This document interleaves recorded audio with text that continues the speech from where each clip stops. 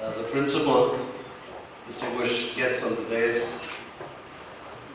the staff, students of the school, special invitees, Russian children and their teachers.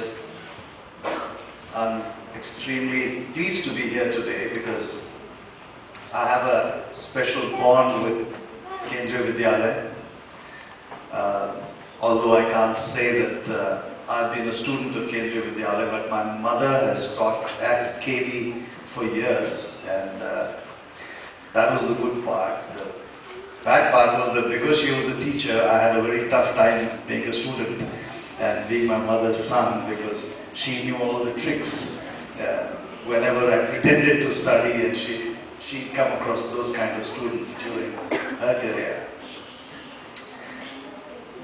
I was very fortunate to firstly join a career which I always wanted to ever since I was slightly older than those children sitting there. I think I was about 6 or 7 years old when a cousin of mine decided to be a fighter pilot, and he was in training in Hyderabad, and we were his local guardians, and he used to take me to the Air Force station and make me sit in the aircraft, and from that age onwards I was really hooked onto fighter flying, because he was flying the Vampires at that time. He had just finished training, and my mother tells me that when I was that young kid, I would, go running down the road with my hands outstretched and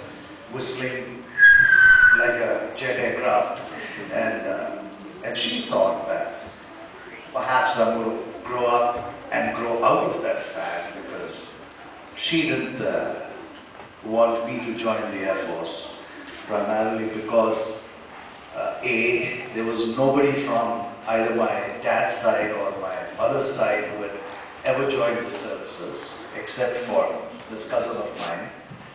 And this cousin, about 3 months after he finished his training, he lost his life in an air crash.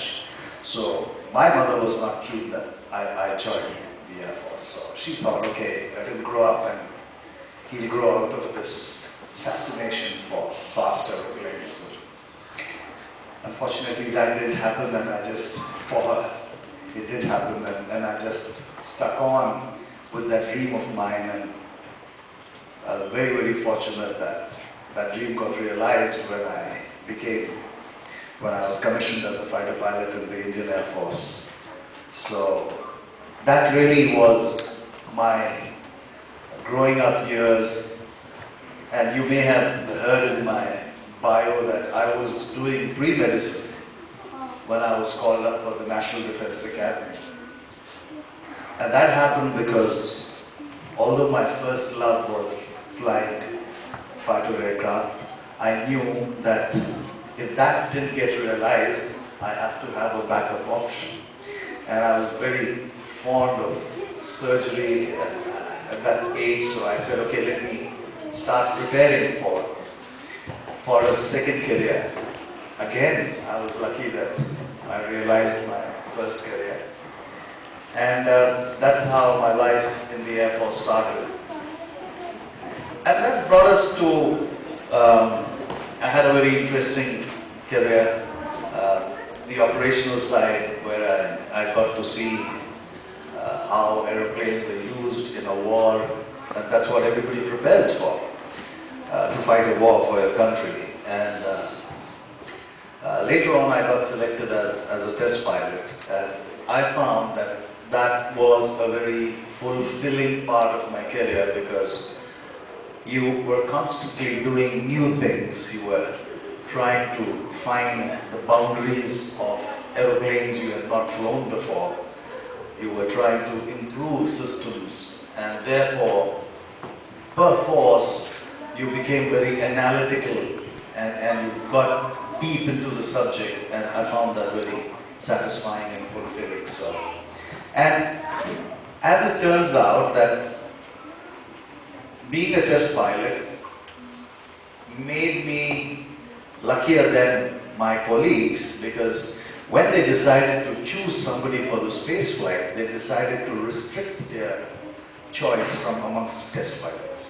And I was already a test pilot, and I was lucky to be in that group which was considered. They felt that test pilots would be easier to train, especially for that kind of space flight where the time was limited, and they wanted to, of course, our instructors used to tell us that even a monkey can be taught how to fly, but for that you need time. And since time was limited, they said, let's choose from amongst test pilots, because space technology essentially is an extension of aircraft technology. So they felt that test pilots who are well conversant with with aircraft systems will not have as much of a problem to try and understand and get comfortable with spacecraft systems.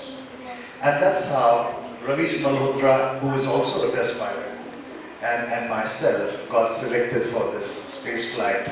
And we moved to Moscow in 1982 and we lived and trained at Star City, which is about 70 kilometers from here. The entire training was a year and a half long. We had to learn the Russian language first, because neither Ravish nor Ravish of course did a bit of Russian when he was at National Defense Academy, but we had to learn the language, and then the entire training happened to be in Russian. Indeed, the flight itself took place in Russian, because all the communications amongst the crew members and with mission control on the ground was in Russian. So that again was a very interesting phase of our lives, and we were to learn all about the spacecraft systems, what is different about the differences between navigating and controlling an aircraft, because the aircraft operates within the atmosphere, and a spacecraft which operates outside the atmosphere, what those differences are. We learned about that during training.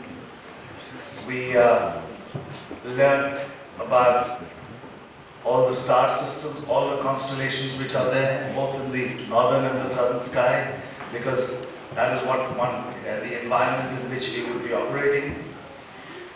And then the spacecraft itself, the instruments inside, which was the Soyuz and the Salyut laboratory, which was orbiting in space, because the Soyuz went and docked with the Salyut, and we had to get familiar with equipment which we utilized for the experiments which we carried out in space. So learned disciplines in science which I was not trained for as a pilot earlier, so that I was conversant enough with those experiments to be able to perform them with ease. So that essentially was the part of our training. And at the end of 18 months, moved to Baikonur, which, as you know, is at that time was one of the southern republics. And we launched from there for this 8-day mission. And during that period, already in the Salyut were Leonid Kizin, Volodya Solovyov, and Oleg Akbar. These three cosmonauts were at that time establishing a world endurance record, and they were already there. So we, Yuri Malyshev, Gennady Strikalov, and myself, we went up in the Soyuz and docked with the Salyut, and we were received by the crew which was already in the Salyut. So we were 6 of us in Salyut, which was smaller, much smaller.